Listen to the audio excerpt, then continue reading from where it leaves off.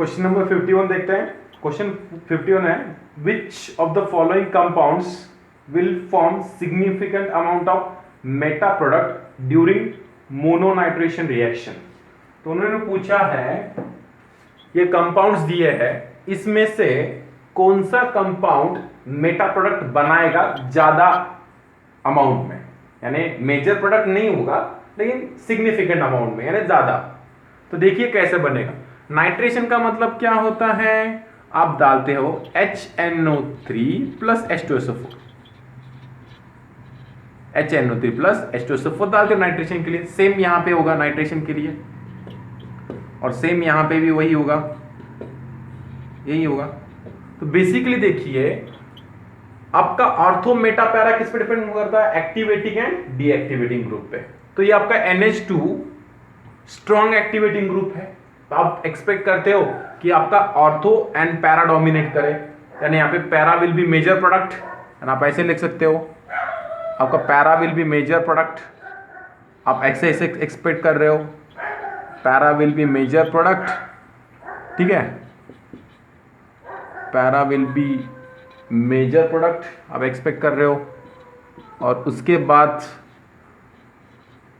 आपका ऑर्थो भी बनेगा, और उसके बाद आपका मेटा भी बनेगा, लेकिन यहाँ पे मेटा बहुत कम बनेगा, आप ऐसे एक्सपेक्ट कर रहे हो। NO2 दोस्तों याद रखिए, ये इलेक्ट्रॉन डोनेटिंग ग्रुप है क्योंकि ऑक्सीजन पे लोन पेयर है, तो यहाँ पे आपका para will be major product and उसके बाद ऑर्थो बनेगा, मेटा बहुत कम बनेगा, यानी इसमें तो नहीं हो सकता है। उसके बाद यहाँ पे भी लोन पेयर है, और देखिए यहाँ पे डायरेक्ट होगा, तो अल्टीमेटली पैरा एंड ऑर्थो वाले क्या रहेंगे, मेजर प्रोडक्ट रहेंगे, यानी यहाँ पे भी आपका पैरा ज्यादा बनेगा, फिर ऑर्थो बनेगा, और मेटा वाला बहुत कम बनेगा क्योंकि अभी यहाँ पे इलेक्ट्रॉन देने का काम हो रहा है। दूसरी बात आपको यहाँ पे देखिए NHCOCH3, तो ये देखिए आपका ये जो है यहाँ पे आपने क्या किया, प्रोटेक्टिंग ग्रुप लगाया हुआ है, यानी पहले ये था, ये रिएक्शन ऐसी हुई है, आप पहले आपके पास अमोनिया था NH2, उसमें आपने डाल दिया है CH3, C double bond O C double bond O CH3 anhydride डाल दिया है, और उसके बाद आपने क्या बना दिया है, यहाँ से H चला गया, तो आपका बन गया यहाँ पे ऐसे, ये NH, ये NH बन गया, और यहाँ से देखिए, यहाँ से उल्टा देखिए, यहाँ से ये इतना कट गया, तो क्या आएगा आपका, बोलो OC double bond O CH3, दिख रहा है ना, CO CH3 है ना, CO CH3, यानी आपने कुछ तो भी यहाँ पे आपने बना दिया है एसिटा एनिलिड, और ये प्रोटेक्टिंग ग्रुप का काम करता है। प्रोटेक्टिंग ग्रुप इसलिए क्योंकि अमोनिया आपका स्ट्रॉन्ग, अमोनिया आपका क्या है, बोलो आपका स्ट्रॉन्ग ये है, एक्टिवेटिंग ग्रुप है, तो अगर आप यहाँ पे क्लोरीनेशन ब्रोमिनेशन करोगे तो यहाँ पे सिर्फ ऑर्थो पैरा या मेटा नहीं बनेंगे, आपका ट्राई सब्स्टिट्यूटेड एनिलीन बन जाएगा, यानी ऑर्थो पे भी आ जाएगा, और उसके बाद है ना दोनों ऑर्थो पे भी आ जाएगा, और यहाँ पे पैरा पे भी आ जाएगा, यानी आपका मोनो प्रोडक्ट, यानी मोनो सब्स्टिट्यूटेड प्रोडक्ट नहीं मिलेगा, आपको ट्राई सब्स्टिट्यूटेड प्रोडक्ट मिलेगा, क्योंकि NH2 क्या है, बोलो आपका स्ट्रॉन्ग एक्टिवेटिंग ग्रुप है। समझ में आ रहा है ना, स्ट्रॉन्ग एक्टिवेटिंग ग्रुप है, तो यहाँ पे आपका इसलिए आप क्या यूज करते हैं, प्रोटेक्टिंग ग्रुप यूज करते हो,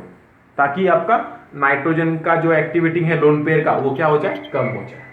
तो देखिए यहाँ पे भी, तो यहाँ पे भी बेसिकली आपका है ना पैरा डोमिनेट करता है, बाद में ऑर्थो और बाद में मेटा, तो मेटा यहाँ पे भी ज्यादा नहीं बनता है। तो सोचने की बात यही है, JEE पे यही क्वेश्चन ट्विस्ट करके पूछा गया है कि कौन से कंपाउंड में आपका मेटा ज्यादा बनेगा। तो देखो यहाँ पे बेसिकली दोस्तों, अभी मैं आपको बता दे रहा हूं कि इसमें तो बनेगा, इसमें बनेगा, और इसमें भी मैंने बोल दिया बनेगा, क्योंकि आपने प्रोटेक्टिंग ग्रुप यूज किया है और आपके टेक्स्ट बुक में भी रिएक्शन दी है, तो आपको तीनों से बनेगा, आपको मालूम होगा, यानी तीनों में आपका क्या बनेगा, बोलो आपका तीनों में पैरा मेजर प्रोडक्ट होगा, और पैरा मेजर प्रोडक्ट होगा, उसके बाद ऑर्थो और मेटा बहुत कम बनेगा। शॉर्ट में तीनों में मेटा बहुत कम बनेगा। तो अब इसको देखिए, इसमें क्या होगा आपका, इसमें आपका मेटा बनेगा ज्यादा, यानी देखिए कैसे होगा। बेसिकली एसिडिक मीडियम में, ये जो एसिडिक मीडियम में आपका NH2 है, एसिडिक मीडियम में आप क्या ऐड कर रहे हो, HNO3 प्लस H2SO4, यानी H प्लस आ रहा है, तो एसिडिक मीडियम में आपका एनिलीन प्रोटोनेट हो जाता है और आपका क्या बन जाता है, एनिलियम आयन, आपका बन जाता है एनिलियम आयन। तो आपका एनिलियम आयन बन गया, इस पे पॉजिटिव चार्ज आ गया। देखिए पहले ये इलेक्ट्रॉन रेजोनेंस में हिस्सा ले रहे थे, इसलिए ऑर्थो एंड पैरा की इलेक्ट्रॉन डेंसिटी बढ़ा रहे थे, इसलिए आपका पैरा मेजर प्रोडक्ट बन रहा था, ऑर्थो भी बन रहा था और मेटा बहुत कम बन रहा था। लेकिन अभी इलेक्ट्रॉन तो H+ को लाने चले गए, यानी ये प्रोटोनेट हो गया, यानी यहाँ पे अभी बेंजीन की ओर इलेक्ट्रॉन देने वाला कोई नहीं है, यानी नाइट्रोजन की इलेक्ट्रॉन बेंजीन के पास नहीं आ रहे हैं, यानी यहाँ पे रेजोनेंस खत्म हो गया, यानी यहाँ पे रेजोनेंस का कुछ काम ही नहीं है। तो रेजोनेंस का कुछ काम ही नहीं है, तो अल्टीमेटली यहाँ पे ऑर्थो पैरा हम लोग रेजोनेंस से डिसाइड नहीं करते, हम लोग डिसाइड करते हैं, हम अब ऑर्थो मेटा और पैरा प्रोडक्ट अब डिसाइड करते हैं इंडक्टिव इफेक्ट से। तो देखिए NH3 पे पॉजिटिव चार्ज है, तो ये क्या करेगा, इलेक्ट्रॉन को सक करेगा, इलेक्ट्रॉन को अपने ओर खींचेगा। तो देखिए ये ऑर्थो पोजीशन नजदीक है, इसलिए यहां पे इलेक्ट्रॉन एक खींच लेगा, तो यहां पे इलेक्ट्रॉन डेंसिटी कम हो जाएगी, ठीक है ना। उसके बाद देखिए यहां पे भी ये इंडक्टिव इफेक्ट ऑपरेट करता है ना आफ्टर 4 कार्बन, तो यहां से भी इलेक्ट्रॉन खींचेगा, तो यहां पे भी कम होगी, लेकिन इसके तुलना में कैसी कम होगी, थोड़ी कम होगी, यानी लिटिल कम होगी। आप बोल सकते हैं लिटिल कम होगी, आप बोल सकते हो थोड़ी सी कम होगी, लिटिल कम होगी, ठीक है, लिटिल कम होगी, जो भी होगा LITT होना चाहिए, लिटिल कम होगी, ठीक है। और यहाँ पे भी देखिए, यहाँ पे भी आपकी इलेक्ट्रॉन डेंसिटी कम होगी, लेकिन इसके तुलना में कैसे होगी, बहुत एकदम थोड़ी सी कम होगी, यानी यहाँ पे इलेक्ट्रॉन डेंसिटी एकदम कम होगी, यानी हम लोग बोलते हैं 90 से कम होगी, 90 नंबर से कम होगी, हम लोग बोल रहे हैं। और यहाँ पे आपका कम हुआ है, सपोज कितने से हुआ है, 30 से कम हुआ है, और यहाँ पे से कितना कम हुआ है, 10 पे, यानी हम लोग बोल सकते हैं पैरा पे इलेक्ट्रॉन डेंसिटी बहुत ज्यादा है इन दोनों की तुलना में, मेटा पे इलेक्ट्रॉन डेंसिटी ज्यादा है, किसके तुलना में बोला, आपका ऑर्थो की तुलना में, यानी आपके प्रोडक्ट कौन से बनेंगे, ऐसे प्रोडक्ट आपका क्या बनेगा, यहाँ पे NH3+ आयन है, एनिलियम आयन, तो आपका पैरा विल बी मेजर, यानी लगभग ये 50% बनेगा, ठीक है। उसके बाद आपका जो है मेटा वाला